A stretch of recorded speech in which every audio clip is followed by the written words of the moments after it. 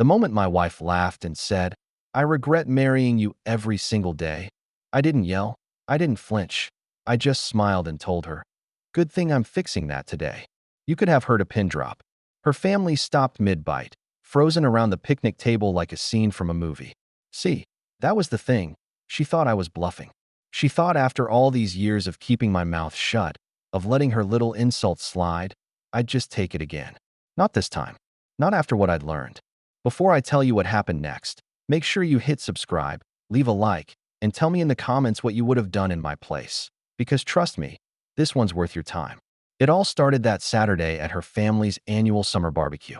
The kind of event where everyone shows up pretending to like each other, kids running around with ice cream, uncles arguing over the grill, and that one aunt who's always 2 glasses of wine ahead of everyone else. I was standing near the patio, enjoying a beer, talking to her father about his latest golf trip. Things were normal, comfortable even. My wife, Nicole, was laughing with her cousins, looking like the perfect picture of charm and success in her blue sundress and oversized sunglasses. You'd never guess what kind of person she became behind closed doors. Then her cousin, Ashley, the one who thinks every gathering is a talk show, decided to stir the pot. "So, you too," she said, pointing her drink at us, still madly in love after all these years. I chuckled, ready to give the polite, easy answer. "Of course," but before I could open my mouth, Nicole smirked and said loud enough for the whole table to hear, "Madly in love? Please. I regret this marriage every single day." The laughter was instant, loud, casual, the kind people use when they think a joke is harmless. Even her mother chuckled, shaking her head. "Oh, honey, we all say that sometimes." But she wasn't joking. I could tell by the way her eyes stayed fixed on me, daring me to react. And so I did. "Yeah," I said, calmly setting down my drink. "I regret it too. That's why I'm ending it." Silence. Even the sizzling from the grill seemed to stop. Her smile faltered. "What?" she whispered, her face pale under the sun. "You heard me," I said, still smiling. "You regret marrying me, and I regret staying married to someone who feels that way." Problem solved. Her uncle's beer froze halfway to his lips. Her brother muttered, "You're kidding, right?" But I wasn't. I'd reached the point where being quiet wasn't strength anymore. It was surrender, and I was done surrendering. Nicole tried to recover, forced a laugh, said, "Oh, come on, Jake, don't be dramatic." I was just joking. I looked straight at her and asked, "Were you?" "Because that's how you've been treating this marriage for years, a joke." Her dad, a quiet, decent man, frowned. "Now hold on, son, maybe we can talk this through." I nodded. "We've done that." I talked. She talked. Nothing changed. I stood up, slowly, and looked at her mother, who had always been kind to me. "You ever notice she never brings me up unless it's to make a punchline?" Her mother opened her mouth, then closed it. See, I'd spent months watching my wife turn our relationship into her favorite performance. Every dinner party, every social gathering, some little jab about me. I'd been boring, too responsible, too predictable. And maybe I was. But I was also the man who paid the bills when she was in grad school, who cooked when she worked late, who stayed when I found messages that would have made most men walk out immediately. Yeah, I forgave her once. Thought it meant something. Turns out, all it did was teach her I'd tolerate anything. Her cousin Ashley was still staring at us, like she couldn't believe what she'd started. Nicole tried to laugh again, but it came out shaky this time. "Seriously, babe, don't do this here." "Why not?" I said. "You had no problem disrespecting me here." That's when her father tried again. "Jake, maybe you two just need space." I nodded. "Exactly. And I'm finally taking it." I didn't yell. I didn't throw anything. I just took another bite of my burger, chewed slowly, and said, "Nicole's been telling people for months that I'm holding her back. Maybe she's right. So now she can go find herself, without me." The shift around that table was instant. People who'd been laughing seconds ago were now staring at her like they didn't recognize her. Her mother said softly, "Nicole, is this true?" And my wife's face crumbled. "Mom, he's twisting things." "Am I?" I said, "because I've got screenshots that say otherwise. The ones where you texted your coworker that marriage felt like a prison, and that I was just your safety net." She froze, her mouth open. Her brother slammed his beer down. "You said that." She didn't answer. She didn't have to. Her silence was enough. That's when I stood, wiped my hands on a napkin, and said, "I'm not here to make a scene. I'm here to end one." Then I turned and walked toward the house. Behind me, the entire backyard was silent. No laughter, no chatter, just the sound of realization sinking in. As I walked through the hallway, I could hear her mother's voice outside, trembling. "Sweetheart, what did you do?" Nicole's answer was muffled, panicked. And I thought to myself, for the first time in years, she's the one explaining herself, not me. I went into the bathroom, splashed cold water on my face, and stared into the mirror. I didn't look angry. I looked relieved. I'd been holding on to something broken, convincing myself that if I just tried harder, it would mend. But broken glass doesn't fix itself. It just cuts deeper the longer you hold it. When I stepped back outside, her entire family had gone quiet. Nicole was whispering rapidly to her parents, probably trying to spin the story. The cousins were avoiding eye contact. The aunts were whispering behind hands. I sat back down, grabbed my drink, and when her father tried to say something, I cut him off gently. "Don't worry, sir," I said. "This isn't your burden. It's mine, and I've already made peace with it." She looked at me, eyes glossy, voice trembling. "Jake, please, can we talk about this?" I smiled, but it wasn't warm. "We will," I said, "but not here, not in front of witnesses." And then I took another sip of my beer and looked straight at her cousin, the one who'd asked if we were happy. Guess that answers your question. The car ride home felt like driving through fog. She kept glancing at me, her hands tightening around the steering wheel, waiting for me to explode. But I didn't. The silence was heavier than any argument we'd ever had. The sound of the tires against the road filled the space between us, but neither of us spoke. I watched the reflection of her face in the window, her jaw clenched, eyes red, trying to come up with the right words to make me forget what just happened. When she finally spoke, her voice was small. "You really embarrassed me back there." I turned my head slowly. "You embarrassed yourself." She scoffed, tried to laugh like she always did when she wanted control back. "Jake, I made one stupid joke. Everyone knew I didn't mean it." I stared straight ahead. "No, they didn't. And neither did I." Her laugh cracked. "You're overreacting." "Am I?" I asked. "You told your entire family you regret marrying me every single day. That's not a joke. That's a confession." She sighed, her tone turning sharp.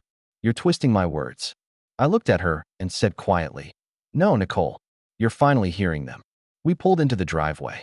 The porch light was still on, illuminating the house we'd built together. New paint, trimmed hedges, a front door she'd insisted on repainting navy blue because it felt more inviting. Funny thing was, that house hadn't felt inviting in a long time. She cut the engine but didn't move. "So that's it. You're just ending it like that." I opened my door.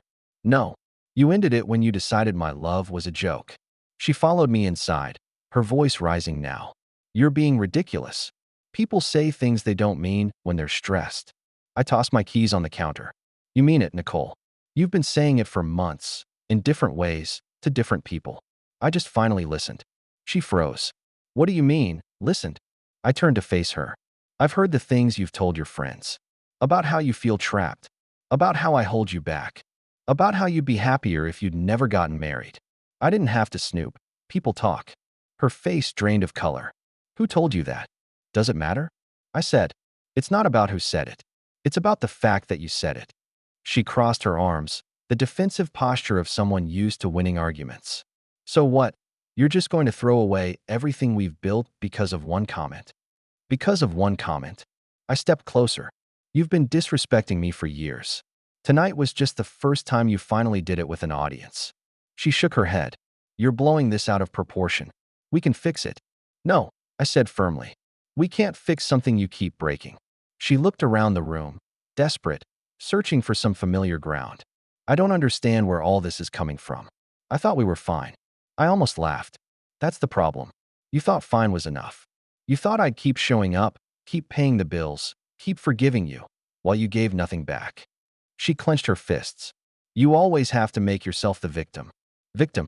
I said, raising an eyebrow. "I'm not a victim. I'm just done pretending that love means endurance." She went quiet then, biting her lip, eyes darting between me and the floor. I could tell she was starting to realize this wasn't one of our usual fights, the kind where she cried. I comforted her, and we both pretended nothing happened. No, this was something else. Something final. I walked to the bookshelf, pulled out a folder, and set it on the table. What's that? She asked warily. Documentation, I said. Financial records, bank statements, proof of every bill I paid, every loan I covered, every dime I invested in this marriage. Her voice went sharp. Why would you even have that? Because I've been preparing for this. You think I didn't see it coming? The way you talked, the way you acted, it was only a matter of time. She looked stunned. You were planning to leave me? No, I said. I was preparing for the day you made it impossible to stay. She sat down, her hands trembling. You're not serious. Dead serious. This is insane. What's insane, I said, is staying with someone who openly says she regrets being with me. What's insane is pretending we still have a marriage when we stopped being partners a long time ago. She buried her face in her hands. I can't believe you're doing this. I leaned against the counter. You can't believe it because you never thought there'd be consequences. You got too comfortable thinking you could say whatever you wanted, that I'd always forgive, always stay. She looked up, eyes red and furious. You can't just throw me away like this. I'm not throwing you away, I said calmly. I'm walking away. The clock on the wall ticked softly between us, each second louder than the last. She finally whispered, You don't mean this. You love me. I nodded. I did. Her breath caught. Did? Yeah. Past tense. Because love doesn't survive disrespect. It starves. And you've been starving it for years. She pushed back from the table. So what now? You move out. You tell everyone I'm the villain. I sighed. You already did that yourself. She turned toward the stairs. I can't even look at you right now. Good, I said. Maybe for once, you'll look at yourself. She stormed off, slamming the bedroom door so hard the frames on the wall rattled. I stood there for a while, letting the quiet settle in. It wasn't the peaceful kind of quiet, not yet. It was the quiet that comes after a storm, the kind that smells like change. I spent the next few hours sitting at the table, reviewing the papers, making a list of what I needed to take. It wasn't anger that kept me awake. It was clarity. For the first time, everything made sense. Every small insult, every passive-aggressive comment, every joke at my expense, they'd all been warning signs. I just hadn't wanted to see them. When I finally went upstairs, the bedroom light was off, but I could hear her crying. It didn't move me. Not this time. I packed a small bag quietly, just clothes, toiletries, my camera. As I zipped it shut, she whispered into the dark, Please don't go. I paused, my hand on the doorknob. You've been gone for a long time, Nicole, I said softly. I'm just catching up. And with that, I left the room, closed the door behind me, and for the first time in years, I felt something close to peace. I drove through the city with no destination in mind, just letting the road take me somewhere that didn't smell like old promises. The night air was cool, the streets quiet except for the occasional sound of distant traffic. I ended up at a small 24-hour diner on the edge of town, one of those places with peeling vinyl seats and waitresses who called everyone hon. I sat in the corner booth, ordered a black coffee, and stared out the window at the flickering neon sign. It felt strange, being free but not yet feeling it. Like my life had just hit pause and I was waiting for the next scene to begin. My phone buzzed on the table. Nicole. I watched it light up again and again until finally I answered. Her voice was trembling. Jake, please, can we talk? We did talk, I said quietly. You just didn't listen. Don't do this. You can't just walk out on a marriage. I took a slow sip of coffee. I'm not walking out. I'm walking away from the wreckage. She started to cry, the kind of soft, panicked crying that used to break me. I didn't mean it, Jake. You know I didn't mean what I said. You meant every word, I replied. You just didn't expect me to finally believe you. There was a long silence. Can't we at least try counseling? She asked. We already tried that, I said. You treated therapy like a debate, not a solution. I ended the call before she could say more. When I got home the next morning, she was waiting in the living room. The curtains were open, sunlight flooding in, hitting her face in a way that almost made her look innocent again. She'd been crying all night. I didn't sleep, she said. Neither did I. I set my keys on the table. Where did you go? She asked. Does it matter? Of course it matters. You're my husband. I looked at her for a long time. Not anymore. She flinched, as if the words themselves had weight. You can't just decide that. I didn't, I said. You did. Every time you talked about me like I was an anchor around your neck. She ran her hands through her hair, pacing. I was venting, Jake. Everyone vents. Not everyone tells their family they regret their marriage every day. She stopped pacing, tears welling up again. I was stupid. I was angry. I was honest, I interrupted. You were honest for once, and now you're scared of what the truth costs.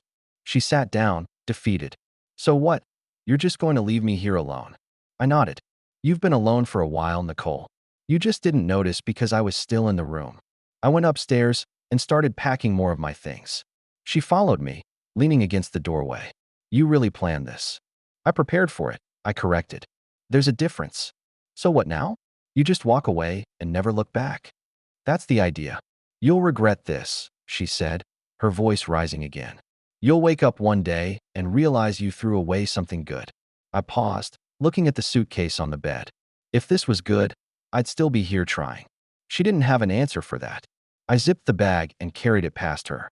She didn't move to stop me, just watched with wide, stunned eyes as I walked downstairs. Where are you going to stay? She called after me. A friend's place. Which friend? Does it matter? I asked again. You stopped caring who I spent time with a long time ago. I left without another word. The air outside felt different, sharper, cleaner. I drove to my friend Eric's place, a small house near the lake. He opened the door, eyebrows raised. You look like hell. Thanks, I said, forcing a smile. Got room for one more? He nodded. Guest room's empty. Beer's cold. That first night, I slept better than I had in months. No tension, no silence thick enough to choke on. Just quiet and the sound of wind brushing against the window. The following week, she called me every day. Sometimes she'd cry, sometimes she'd yell, sometimes she'd beg. I stopped answering after the third day. On the fourth, she showed up at my work. I was in a meeting when the receptionist buzzed me. There's a woman here asking for you, she said. Says it's important. I stepped into the lobby, and there she was, hair messy, eyes red, clutching a manila folder like it was proof of something. We need to talk, she said. Not here, I replied. Then where? Nowhere. She looked around, realizing people were watching. You can't do this in front of them. I didn't ask you to come. She lowered her voice. Please, Jake. 5 minutes. Against my better judgment, I nodded and led her outside. We stood by the parking lot under a patch of sunlight. She took a deep breath. I talked to a lawyer, she said. Good. So did I. Her eyes widened. You what? I filed yesterday morning. You actually filed? You told 30 people you regret being married to me. I said. That was your goodbye, whether you realized it or not. She blinked, stunned. You can't just decide that for both of us. Sure I can. You decided long ago that your words didn't have consequences. I'm just proving they do. Jake, this isn't fair. Fair. I laughed quietly. You think fairness was part of this marriage? I carried us for years, emotionally, financially, every way that counts. And you treated me like a placeholder. She stood there, trembling, trying to piece together her next move. I can change, she said finally. I'll go to therapy. I'll do whatever you want. I don't want you to change for me, I said. I want you to realize what you destroyed. She stepped closer, her hand hovering near mine. Please, Jake, don't end it like this. I took a step back. It ended the moment you laughed. When I got back to my desk, my coworkers avoided eye contact. Word travels fast in small offices. I didn't care. I poured myself into work, stayed late most nights, and by the end of the week, I felt something I hadn't felt in years, control. Nicole's call slowed down after that, then stopped. For a moment, I thought maybe it was over. But peace never lasts long when guilt meets desperation. Because 2 weeks later, I came home to find her sitting on the hood of my car, waiting. And this time, she wasn't crying. She was smiling. That smile, the same one she used when she thought she still had power over me. I should have known then that she wasn't here to apologize. She was here to fight. She slid off the hood slowly, arms crossed, eyes scanning me like she was already rehearsing her next move. You've ignored my calls, she said calmly, too calmly. Because there's nothing left to say, I replied, walking toward the door. You don't get to decide that, she snapped. You're not just leaving me to pick up the pieces. I stopped and turned to face her. Nicole, you made the mess. I just stopped cleaning it up. Her jaw tightened, but she wasn't angry. She was desperate. I talked to my lawyer, she said. He says I'm entitled to half of everything. Good luck with that, I said, unlocking the door. I kept records. Every bill, every payment, every expense. You think I didn't see this coming? She followed me inside, her heels echoing against the floor. You're really doing this? Already did. You're heartless. No, I said quietly. I just finally learned not to love someone who doesn't love me back. She threw the folder she'd been holding onto the counter. I didn't come here to fight, she said, though her tone told me otherwise. Then why are you here? Because I can't lose everything. I need you to stop this before it gets ugly. It's already ugly, I replied. You just didn't expect to see it in daylight. She stared at me for a long moment, and I could almost see the calculation behind her eyes, the wheels turning, searching for some emotional leverage. What happened to you, Jake? She asked finally. You used to be kind. I used to be patient, I corrected. Big difference. She frowned, pacing the living room like she was trying to find her footing. You don't have to destroy me to prove your point. I'm not destroying you, I said, leaning against the counter. You did that the day you chose ego over gratitude. She stopped pacing. You're not innocent, she said sharply. You were controlling. You always needed to be right. You made me feel small. No, Nicole, I said, voice steady. You made yourself small by trying to stand on top of someone who was holding you up. For the first time, she didn't have a comeback. She looked down, swallowing hard, her voice quieter now. I don't want to do this alone. I almost laughed. You've been doing it alone for years. I was just the wallpaper. She reached out like she might touch my arm, but I stepped back. Don't, I said. We're past that. Her hand dropped, her eyes flickering with something that almost looked like regret. So that's it. You really don't care. I care, I said. Just not enough to keep bleeding for someone who doesn't notice. She sat down on the couch, exhaling sharply. You'll regret this someday. I looked at her, and for once, I didn't feel anger. Just a kind of exhausted relief. Maybe, I said, but I'll regret staying a lot more. She stood again, glaring at me like she wanted to find one more argument strong enough to make me stay. But instead, she said, you'll see what happens when you make me your enemy. I smiled faintly. I already did. You were my wife. She flinched like I'd hit her, then stormed out, slamming the door behind her. Days passed, then weeks. The silence was different this time, peaceful, not heavy. I spent more time at work, caught up with old friends, even started sleeping through the night again. Nicole tried reaching out a few more times, through mutual friends mostly, but I ignored it. I'd finally stopped playing her game. But she wasn't done. One Friday afternoon, I got a call from her brother, Aaron. We hadn't spoken in months. She's here, he said, at Mom's place. She's been crying for hours. That's not my problem anymore, I said. She says she wants to apologize. I almost laughed. Apologies don't rebuild bridges that got burned to the ground. Just thought you should know, he said quietly. I thanked him and hung up. That night, I sat on my balcony watching the sunset, the sky streaked in shades of orange and purple. For the first time, I felt completely still. No tension, no resentment, just peace. I thought maybe that was the end of it. But the next morning, I heard a knock on my door. When I opened it, Nicole was standing there, eyes swollen, makeup smudged. Please, she whispered. Just hear me out. I could have closed the door. I should have. But curiosity won. She stepped inside, holding a small box. What's that? I asked. Everything you ever gave me, she said softly. Jewelry, letters, pictures. I thought giving them back would help. Help who? Both of us. I looked at the box but didn't touch it. You can keep it, I said. I don't need reminders. I do, she said, her voice breaking. Because every time I look at these things, I remember who we were before I ruined it. For a second, she looked like the woman I fell in love with, before the sarcasm, before the coldness. You didn't just ruin it, I said finally. You buried it. Tears slid down her face, but I felt nothing.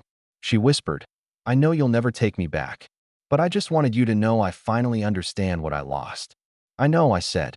You lost someone who loved you more than his own peace. And I lost the version of myself that thought that was okay. She nodded, then turned to leave. But before she reached the door, she said quietly, I hope she makes you happy. Who? I asked. Whoever comes next, she said, and then she was gone.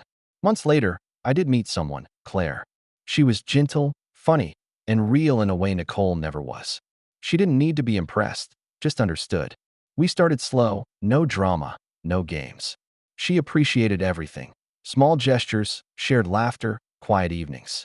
And one night, As we cooked dinner together, she turned to me and said, "You know, you smile differently now, like you're finally home." And she was right. I was home, not because of a house or a person, but because I'd finally built a life that didn't depend on someone else's approval. Nicole tried reaching out one last time. A letter, handwritten, pages of apologies and nostalgia. I didn't read past the first paragraph. I burned it in the fireplace that night, watched the ashes curl and fall apart until they disappeared completely. That was the real ending. Not the divorce papers, not the fights, but the moment I let go of the ghost of who she used to be. Now when people ask if I miss her, I tell them the truth. I miss the idea of her, not the reality. I miss the man I thought I was when I loved her. But mostly, I'm grateful. Grateful that she showed me exactly what I would never accept again. Because sometimes freedom doesn't come from walking away. It comes from realizing you should have done it sooner. If you've made it this far, hit that subscribe button, give this story a like, and drop a comment below. Tell me, what would you have done in my place? Because sometimes, the quietest goodbye is the loudest revenge.